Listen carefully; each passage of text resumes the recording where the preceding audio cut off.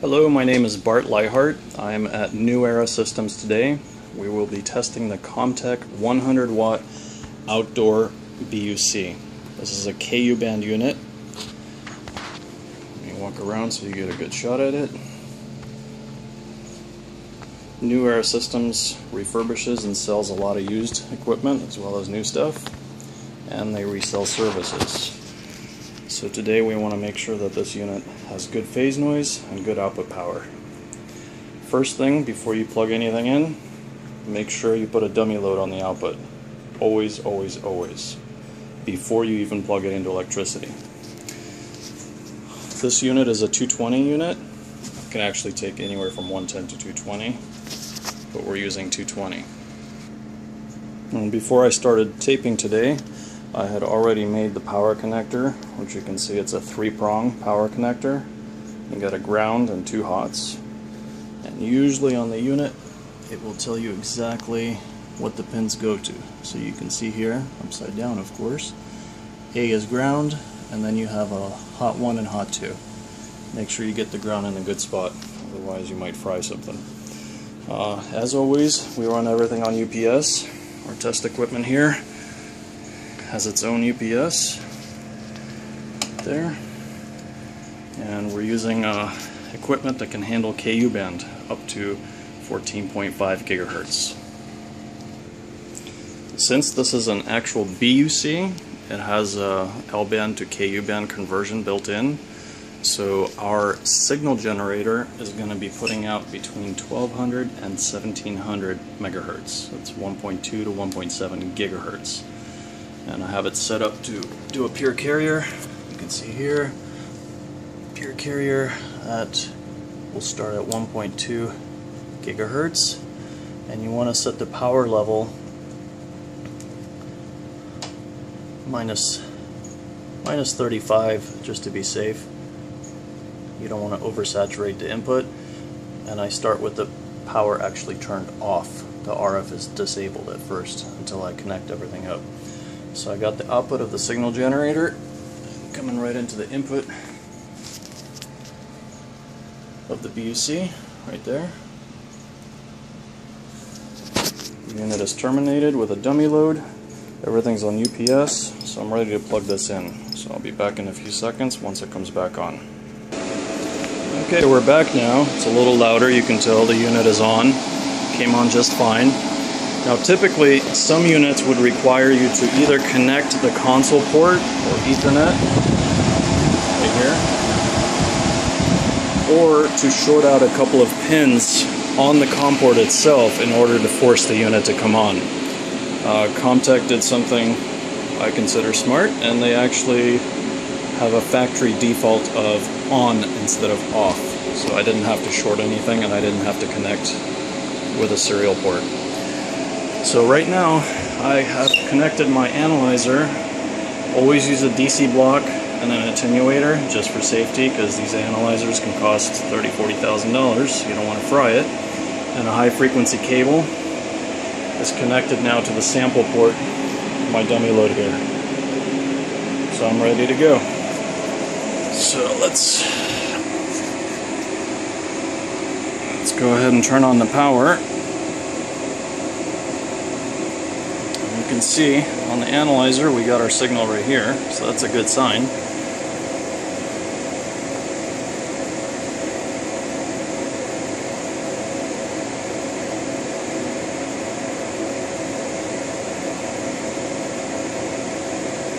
Okay, now we can see it a little better. Zoom into it. Okay. There you go. Nice clean carrier. We're using a CW, which is a pure carrier from the source. So that's what we should see on the analyzer. You can see the frequency on the analyzer is 14 gigahertz.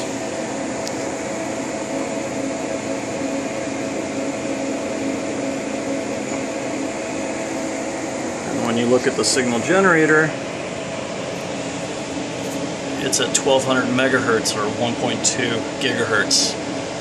That's because this unit takes L band and converts it into KU band. This particular unit does not require DC voltage on the center pin for the built-in BUC. It has that already in there. And it does not require a 10 megahertz reference. But if you do put a 10 megahertz reference, it will take over as the primary reference source. So you can put, but you don't have to.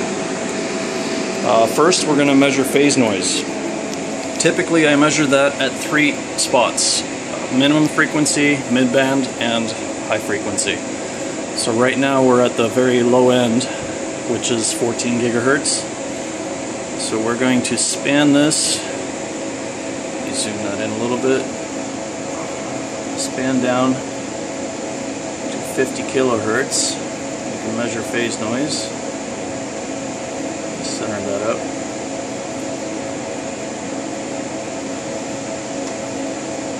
Okay. 1, 2, 3, 4, 5, and this is well within good phase noise figure here. Very good. Okay, so we're going to go ahead and change the frequency.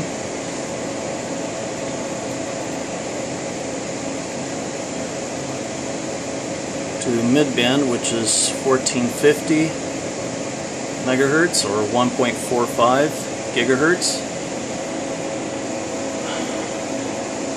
That would put us at 14.25 gigahertz. Yep, there we are.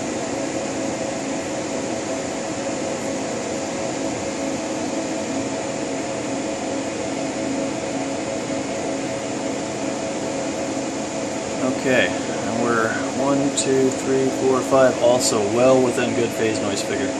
Very good. So low and mid is good. Let's go ahead and do the high band now.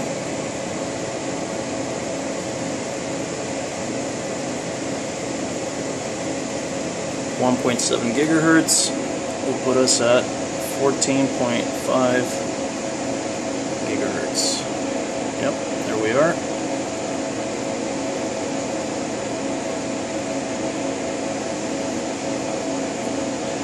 One, 2, 3, 4, 5. Again, very good phase noise.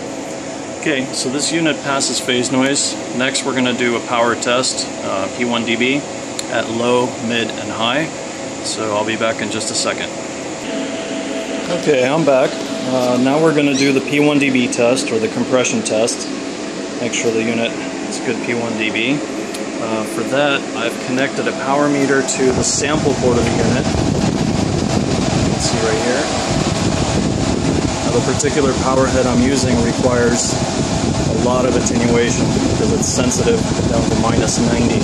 So I have to use a 40 dB attenuator connected to the sample port, which is already 40 dB down.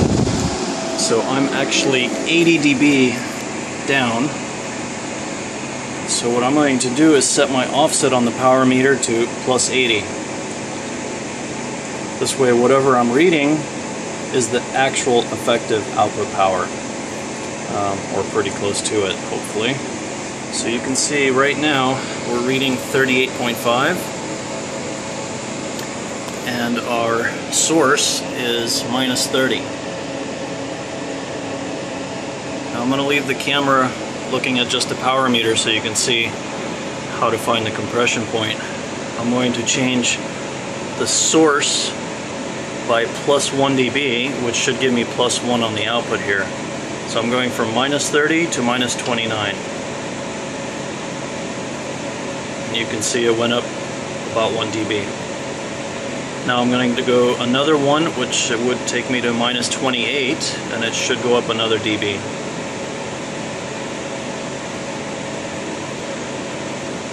Yep, so we're at 40.5, and so far we have a 1-to-1 ratio. I increased by 1 dB, and the output increases by 1. That means we have not saturated the unit yet. So I'm going to go to -27 now.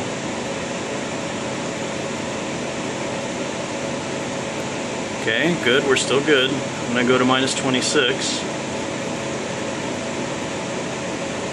Still good. -25. We're still good. Let's go to -24. Still good. So you can see as I go up by 1 on the source, the output goes up by 1. So we're still good. So let's go to minus 23.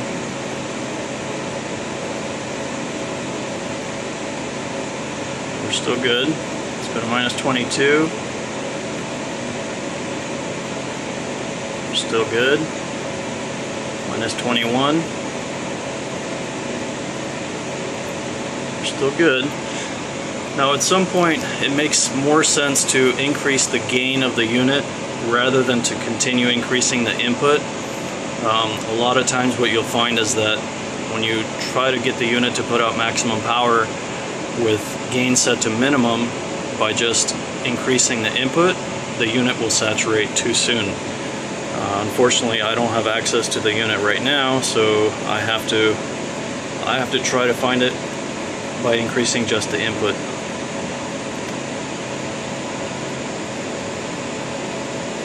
Okay, we're still good at minus 20, where we're starting to saturate a little bit, you can tell. If I go from minus 20 and back down to minus 21, this should change to 47.45.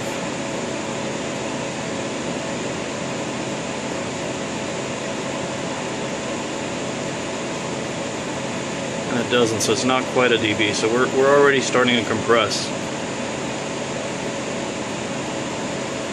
So we can say it's compressing at around 48.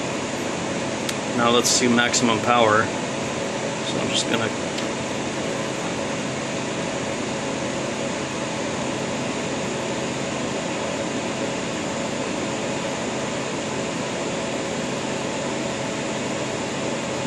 yeah, it's pretty much maxed out here at 49.8. Okay, I'm going to repeat this for the mid band and high band, and I'll come back. Okay, now that I'm done testing the unit, what I'm going to do first before I power it off is I'm going to shut off the signal generator. And you can see now on the analyzer there's no signal, on the power meter no output. And I'm going to let the unit sit like this for 3 or 4 minutes just to let it cool off really good. You can tell pretty well by just putting your hand in the back of the fans that they're still pumping out hot air. So when they start pumping out cool air or room temperature air, that's when I know it'll be safe to unplug it from power. And that's it. Once again, this is Bart Leihart. I'm at New Era Systems today, testing the Comtech 100 watt outdoor BUC KU band. Thanks.